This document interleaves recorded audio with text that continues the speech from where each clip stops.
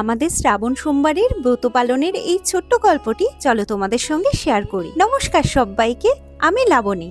সকাল সকাল আমি আর মা পুজোর সমস্ত আয়োজন গুছিয়ে নিয়ে মন্দিরে চলে গেলাম। আমাদের বাড়ি থেকে শিব মন্দির মাত্র 3 মিনিটের হাঁটা পথ। মন্দিরে পৌঁছে প্রথমেই ভোলানাথকে গঙ্গা জল ও দুধ দিয়ে অভিষেক করালাম। এই অভিষেকের জল তৈরি করতে আমি ঘটির মধ্যে গঙ্গা জলের সঙ্গে ফুল দিয়ে ছেঁকে নেওয়া দুধ আর তার সঙ্গে ঘি, মধু, সাঁচি চিনি আর সিদ্ধি মিশিয়েছিলাম। দুধ গঙ্গা জল দিয়ে অভিষেক করানোর পর বাবা ভোলানাথকে ডাবের জল দিয়ে স্নান করিয়ে নিলাম। তারপর ভোলানাথের প্রিয় ফুল দিয়ে নিজের হাতে তৈরি করা মালা পরিয়ে দিলাম। কপালে দিলাম চন্দনের টিপ। তারপর বেলপাতা, স্বামী গাছের পাতা এবং বাবার অন্যান্য প্রিয় ফুল দিয়ে বাবাকে সাজিয়ে দিলাম। মহাদেবের পুজোয় বেলপাতার বিশেষ গুরুত্ব রয়েছে।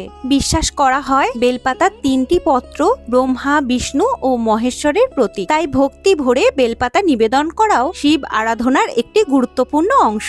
শ্রাবণ মাসকে মহাদেবের অত্যন্ত প্রিয় মাস বলা হয়। পুরাণের কাহিনী অনুযায়ী সমুদ্র মন্থনের সময় যখন হলাহল বিষ বেরিয়ে আসে, তখন দেবাদিদেব মহাদেব সেই বিষ পান করে নীলকণ্ঠ হন। তাকে শীতল রাখার জন্য দেবতারা গঙ্গা জল নিবেদন করেছিলেন। সেই বিশ্বাস থেকেই শ্রাবণ মাসে মহাদেবের জলাভিষেকের বিশেষ মাহাত্ম্য রয়েছে। ধূপ প্রদীপ দিয়ে আরতি করে বাবাকে পইতে পরিয়ে দিলাম। ফল আর মিষ্টি দিয়ে কলাপাতায় বাবাকে ভোগ নিবেদন করলাম। পুজো শেষে ভক্তি ভরে ভোলানাথকে প্রণাম করে আমি আর মা বাড়ির পথে রওনা দিলাম। বাড়ি ফিরে প্রথমে বাবার অভিষেক করানো চরণামৃত গ্রহণ করে উপোস ভাঙলাম। আজ সোমবার বলে আমরা শীতল আহার করেছি। কলা, সন্দেশ, দুধ, আখের গুড়, আম দিয়ে মা সাবু মেখেছিল। কলাপাতায় প্রথমে ভোলানাথের জন্য প্রসাদ তুলে রেখে তারপর তার আশীর্বাদ মনে নিয়ে আমরা সেই প্রসাদ গ্রহণ করলাম। আজ শ্রাবণ সোমবারে মহাদেবের কাছে আমার একটাই প্রার্থনা, তোমাদের সবার জীবন যেন সুখ, শান্তি, সুস্বাস্থ্য